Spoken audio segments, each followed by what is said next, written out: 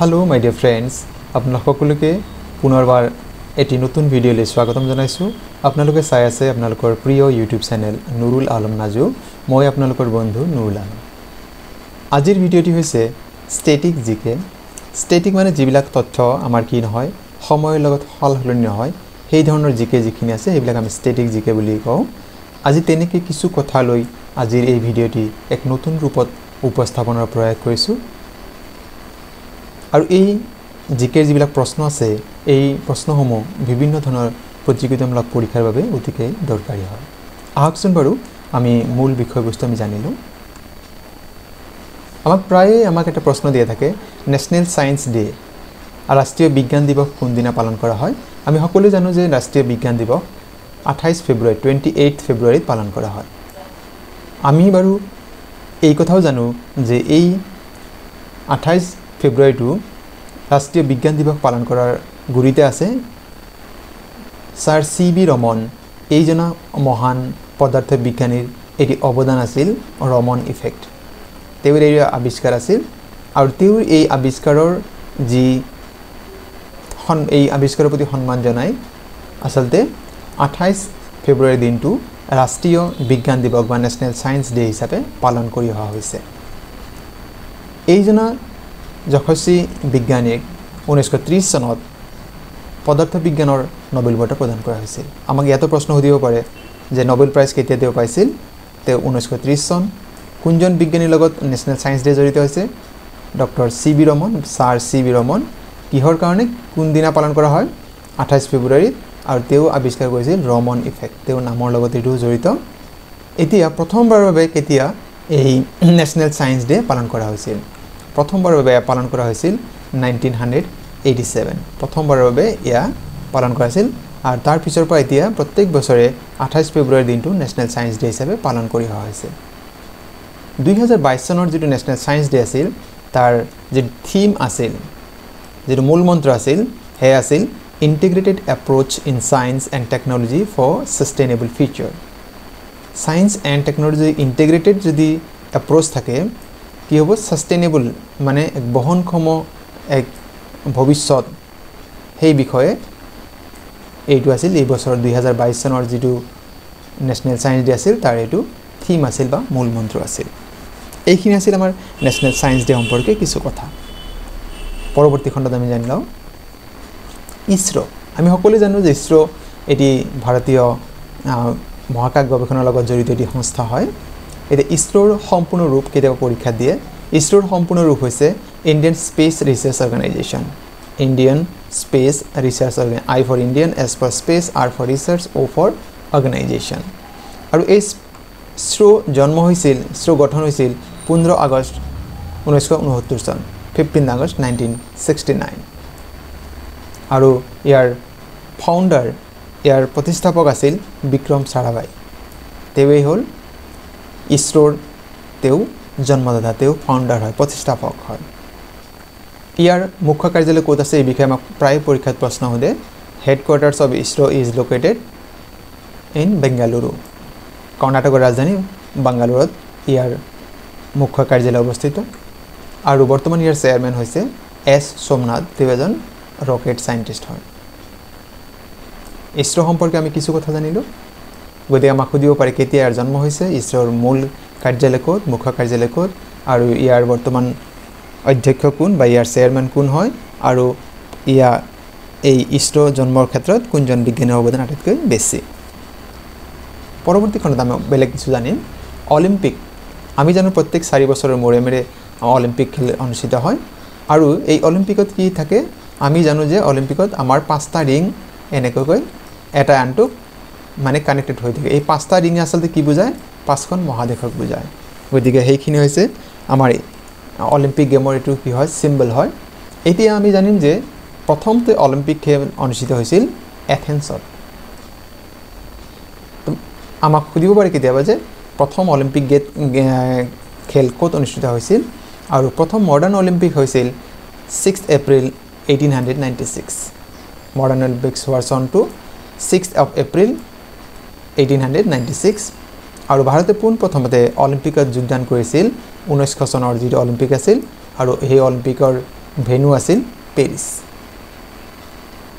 এতিয়া 2022 চনৰ যিটো 2020 চনৰ যিটো অলিম্পিক গেম হৈছিল ইয়াৰ আয়োজক দেশ 2020 অলিম্পিক হোষ্ট কাণ্ট্ৰি আছিল জাপানৰ টকিঅ'ত এইবাৰ শেহতীয়া যিটো অলিম্পিক অনুষ্ঠিত হৈছে আৰু 2024 চনৰ অলিম্পিকৰ আয়োজক দেশ হ'ব ফ্ৰান্স। আমাক কেতিয়াবা এইটো দিয়ে। এতিয়া 2020 চনৰ যিটো অলিম্পিক হ'ল তাতে শীৰ্ষ তালিকাত থকা 3খন দেশৰ চাওঁ আমি কোনে কিমান পাইছে বা ভাৰতে কিমান পাইছে আমি জানি লওঁ। অলিম্পিক্স 2020 মেডেল টেলি USA পাইছে 39 গোল্ড 41 সিলভাৰ 33 ব্ৰঞ্জ 113 আৰু USA তালিকাৰ টপ পজিশ্যনত আছে। চাইনাই পাইছে 38 গোল্ড 32 সিলভাৰ 19 ব্ৰঞ্জ 89 টোটাল 89 পাইছিল তেওঁলোকে। জাপানে পাইছে third position 27 gold 14 silver and 17 bronze total 58 আৰু ভাৰতে পাইছে total 7 medals out of them 1 gold medal 2 bronze and 2 silver and 4 bronze আৰু এটা যেটো গোল্ড পাইছে এটো হৈছে নীৰজ চোপড়া তেও জেভলিন থ্ৰোত পাইছে। গতি ইন্ডিভিজুৱেল ইভেন্টত প্ৰথম তেৱে ভাৰতৰ হৈ গোল্ড মেডেল জিকা আৰু এতিয়ালৈকে ভাৰতৰ হৈ প্ৰথম গোল্ড মেডেল জিকিছিল অভিনৱ বিন্দ্ৰা তেৱে প্ৰথম গোল্ড মেডেল জিকিছিল। গতি আমাক বহুত প্ৰশ্ন ইয়াৰ লগত জড়িত সুধিব পাৰে। এই আছিল আমাৰ অলিম্পিক সম্পৰ্কে কিছু কথা। পৰৱৰ্তী টপিক আমাৰ বেলেগ হয় ফান্ডামেন্টাল ডিউটিজ মৌলিক কৰ্তব্য। আমাৰ সংবিধানত কিছু মৌলিক কৰ্তব্য দিয়া আছে যেহেতু আমি ফান্ডামেন্টাল ৰাইটস আমি এনজয় কৰোঁ মৌলিক অধিকাৰ যেতিয়া এনজয় কৰোঁ আমি উপভোগ কৰোঁ যেতিয়া অধিকাৰৰ কথাই লগে লগে আমাৰ কৰ্তব্য আহে গতিকে কৰ্তব্যৰ কথাটো আমাৰ লগে লগে আহে। গতিকে ফান্ডামেন্টাল ডিউটিজ কি হয় সেই বিষয়ে আমি জানো। বৰ্তমান আমাৰ ভাৰতীয় সংবিধানত 11টা কি আছে ফান্ডামেন্টাল ডিউটিজ উল্লেখ আছে আৰু পোনপ্ৰথমতে এয়া 10টা আছিল। There are only 10 fundamental duties আৰু এই যেটো মৌলিক কৰ্তব্যৰ যেটো ধাৰণা এই ধাৰণাটো ভাৰতীয় সংবিধানত লোৱা হৈছে ৰাছিয়াৰ কনষ্টিটিউচনৰ পৰা। আমি জানো যে ভাৰতীয় সংবিধানৰ বহু বৈশিষ্ট্য বেলেগ বেলেগ দেশৰ সংবিধানৰ পৰা লোৱা হৈছে যেনেকৈ মৌলিক অধিকাৰ ধাৰণাটো লোৱা হৈছে আমেৰিকা যুক্তৰাষ্ট্ৰৰ সংবিধানৰ পৰা। একেদৰে আমি যদি কওঁ যে ফান্ডামেন্টাল ডিউটিজ যেটো হয় মৌলিক কৰ্তব্যৰ ধাৰণাটো আমাক লোৱা হৈছে ৰাছিয়াৰ সংবিধানৰ পৰা। আমাক ইয়াত বহুত সময় সুধে যে বৰ্তমান সংবিধানত কিমানটা ফান্ডামেন্টাল ডিউটিজ আছে আৰু এই ধাৰণাটো আমি কোনখন দেশৰ পৰা আমি ধাৰ কৰি লোৱা হৈছে। আৰু কিছু কথা জানি লওঁ। এই যেটো আমি মৌলিক কৰ্তব্যৰ কথা কৈ আছো আমাৰ যেটো মূল সংবিধান 1949 চনৰ 26 নৱেম্বৰত যেটো সংবিধান আমাক গৃহীত হৈছিল সেই সংবিধানত আচন আছিল। পৰৱৰ্তী সময়ত 1976 চন 1976 42তম সংবিধান সংশোধনীৰ জৰিয়তে এইবিলাক সংযোগ কৰা হৈছিল। চন আছিল 1976 এমেন্ডমেন্ট নাম্বাৰ আছিল 42nd এমেন্ডমেন্ট। আমাক বহুত সময়ত এই প্ৰশ্নটি আমাক দিয়ে আৰু এই ফান্ডামেন্টাল যিখিনি ডিউটিজ আছে সংবিধানৰ 51A article number 51A fundamental ডিউটিজৰ বিষয়ে উল্লেখ কৰা আছে আৰু এইবিলাক আমাৰ পাৰ্ট 4A আমাৰ সংবিধানৰ পাৰ্ট 4A আমাৰ এই ফান্ডামেন্টাল ডিউটিজ বিলাকৰ উল্লেখ কৰা আছে। গতিকে আমি ফান্ডামেন্টাল ডিউটিজ সম্পৰ্কে আমি কিছু কথা জানিলো। আজি আমি এতিয়া জানি লওঁ গুগল। আমি কিবা প্ৰশ্ন আমি নোৱাৰিলে আমি কিবা বস্তু জানিব হলে আমি গুগলত সেই বস্তুটো সাৰ্চ কৰি লওঁ। সেইকাৰণে গুগল কি হয় এটা সাৰ্চ ইঞ্জিন হয়। আমি যত আমাৰ প্ৰয়োজনীয় আমাৰ যিখিনি বিচৰা আমাৰ তথ্য আছে আমি তাত বিচাৰ কৰোঁ। এতিয়া এই গুগলৰ জন্ম কেতিয়া হৈছিল? Google started functioning on 4th of September 1998 1998 চনৰ 4 ছেপ্টেম্বৰ পৰা গুগলে কাৰ্যক্ষম হৈছে আৰু ইয়াৰ ফাউণ্ডাৰ আছিল লেৰী পেজ আৰু চাৰ্জেই ব্ৰিন। এই দুজন ব্যক্তিৰ প্ৰচেষ্টাত গুগলৰ জন্ম হৈছিল আৰু বৰ্তমান এই গুগলৰ CEO হৈছে সুন্দৰ পিচাই। তেওঁ এজন ভাৰতীয় হয়। সুন্দৰ পিচাই হৈছে ভাৰতীয় এজন ব্যক্তি। তেওঁ হৈছে চিফ এক্সিকিউটিভ অফিচাৰ গুগলৰ চিফ এক্সিকিউটিভ অফিচাৰ। ফাউণ্ডাৰ কোন হয়? Larry page and চাৰ্জেই Breen. আৰু কেতিয়াৰ পৰা কাৰ্যক্ষম হৈ আছে? 1998 4th of September। আৰু এই গুগলৰ ফুল ফৰ্ম গুগল যেটা আমি যদি একটা শব্দ নিচিনা দেখা পাইছো ইয়াৰ এটা সম্পূৰ্ণ ৰূপ হৈছে এনেকুৱা global organisation of oriented groups of language on আৰ্থ।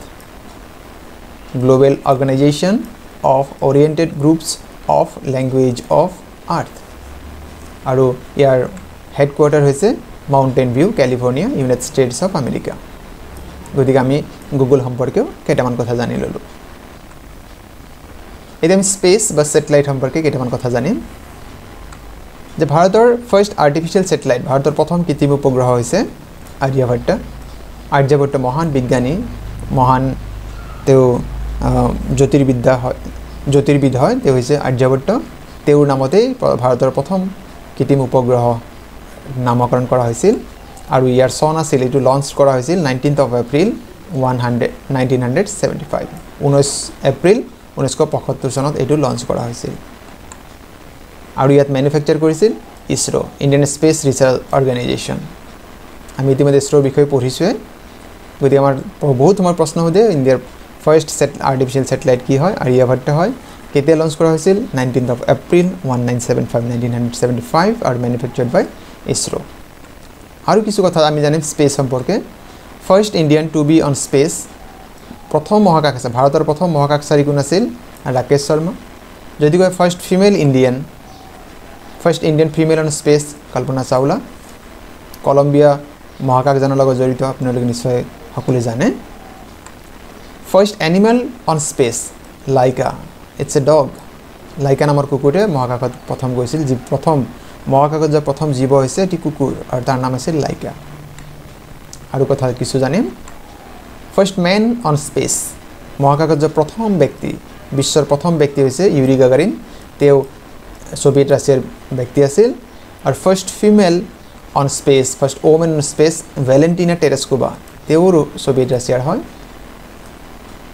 আৰু first men to set foot on moon তেওঁ আছে নেইল আৰ্মষ্ট্ৰং আৰু তেওঁ আমেৰিকা যুক্তৰাষ্ট্ৰীয় আৰু তেওঁ প্ৰথম চন্দ্ৰপৃষ্ঠত ভৰি দিয়া ব্যক্তিগৰাকী আছিল নেইল আৰ্মষ্ট্ৰং আৰু তেওঁ 27th of July 1969 এই বিৰল কৃতিত্বৰ অধিকাৰী হৈছিল এণ্ড ফাৰ্ষ্ট স্পেচ টুৰিষ্ট যদি কোৱা হয় প্ৰথম মহাকাশ ভ্ৰমণকাৰী ব্যক্তি কোন আছিল স্পেচ টুৰিষ্ট আছিল তেওঁ ইৰানিয়ান আমেৰিকান ইঞ্জিনিয়াৰ হয় তেওঁ আছিল আনু শ্বেখ আনচাৰী তেওঁ হৈছে ফাৰ্ষ্ট স্পেচ টুৰিষ্ট গতিকে আজি আছিল এইখিনি আমাৰ এই ষ্টেটিক জিকে এই বিষয়বস্তুখিনি আপোনালোকে ভিডিঅ' চাই কেনে পালে জনাব আৰু আপোনালোকৰ কমেণ্টৰ বাবে আমি অধীৰ আগ্ৰহেৰে অপেক্ষা কৰোঁ আৰু আপোনালোকৰ পৰা মূল্যৱান দিহা পৰামৰ্শ পাম বুলি আশা থাকিল আৰু মোৰ বন্ধু বান্ধৱীলৈ এটাই অনুৰোধ যদি আপোনালোকে মোৰ চেনেলটি প্ৰথমবাৰৰ পৰা চাই আছে আৰু এতিয়ালৈকে ছাবস্ক্ৰাইব কৰা নাই যদি মোৰ বিষয়বস্তু আৰু ইয়াৰ উপস্থাপন ভাল লাগে